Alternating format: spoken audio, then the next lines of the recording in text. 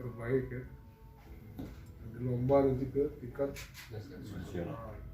Informasi desa itu dihasilkan oleh desa itu sendiri, yang disimpan, ya, dikirim, kan itu informasi sebetulnya harus terbuka sekarang, nggak boleh tertutup, baik di bidang kemasyarakatan, pembangunan dan keuangan, pemerintahan, ditambah dengan inovasi-inovasi lain.